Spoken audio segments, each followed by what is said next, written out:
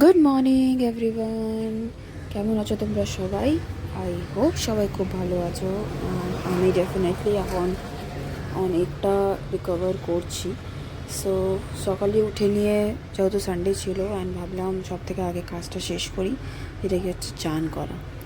Because আমার জন্য সেটা অনেক বড় একটা ব্যাপার। তো এটা করে নেওয়া মানে আমার 90% কাজ শেষ।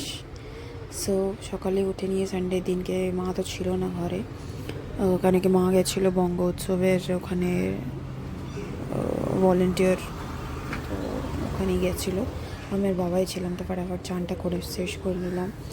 তারপর এটা হচ্ছে আমাদের ঠাকুর ঘর, যেটাকে খুবই বিউটিফুলি মা সাজিয়ে রেখেছে লাইটিং অ্যান্ড এভরিথিং দিয়ে। সো দেখে নাও তোমরাও আমাদের ঠাকুর ঘর। অ্যান্ড দিনের শুরুয়াত করছি ঠাকুরকে প্রণাম করতে হবে, সো দ্যাট কি ঠাকুর সব ভালো করুক সবার। সো তোমাদেরকে ঠাকুর ঘরটা দেখিয়ে দিলাম। এবার 2 মিনিটের জন্য ফটাফট আমি প্রণামটা শেষ করে নিই।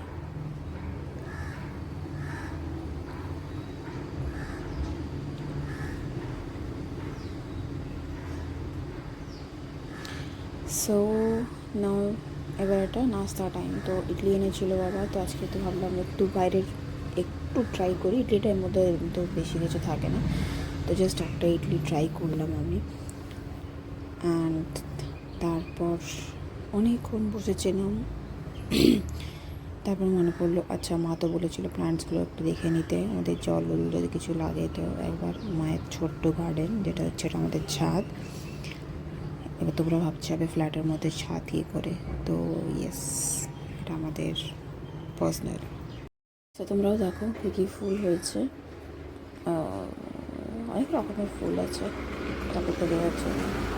এটা হচ্ছে আমাদের তুলসী মঞ্চ, যেটা মঞ্চটা পরে বানানো হয়েছিল, আগে তো ছিল না। যাই হোক, এই যে আমি, চলো টাইমও হয়ে গেছিলো, লাঞ্চটা সেরে ফেলি ফটাফট। তো আমাদের লাঞ্চে ছিল ভাত, করলা ভাজা, একটা মাছ ভাজা আর মাছের ঝোল হচ্ছে, যেটাকে অনেকে পাতলা ঝোলের মা বানিয়েছিল, জাস্ট জিরা দিয়ে। তারপরে অনেকটা বোন লাগছিল লাঞ্চের পরে, ভাবলাম তো তারক মাথায় দেখি, তারপরে একটু শুরু যতক্ষণ বোনটা আসছে তো তার মধ্যে ওকে দেখলাম, যেটা কি আমার ফেভারিট হচ্ছে। যখন আমার বোরিং লাগে, আপসেট লাগে, কিছু বলবো আমি তার মধ্যে দেখি, রিল্যাক্স হয়ে যায়। Hasan the best ever serial. So তারপর ঘুমিয়ে পড়েছিলাম, ঘুম থেকে উঠে দেখি মা এসে গেছে, জলদি এসে গেছিলো। তো এই হচ্ছে আমাদের কুচু কুচু পুচকু পুচকু পুচকু। এটাকে আমি নিয়ে এসেছিলাম, অনেক বছর হয়ে গেছে, 6-7 বছর। ক্যালকাটার থেকে নিয়ে এসেছিলাম ঘরে। আমার কাছে যা বকুনি গেছিলাম এখনও মনে আছে। যাই হোক, মা এখন ফোনে কারোর সাথে কথা বলছি, আমি একটু টাইম পাস করছি এদিক ওদিক ঘুরে, পাগলের মতন, কোনো মানে হয় না। তারপরে দেখলাম যে চলো একটু টিভি খুলে দেখি কিছু কী দিচ্ছে, নতুন ঠান্ডাতে দেয় কিছু কিছু। দেখলাম যে ওয়ান ফিল্ম দিচ্ছিলো, তো খুব ইন্টারেস্টিং লাগে এই ফিল্মটা, তাই বসে বসে দেখছিলাম।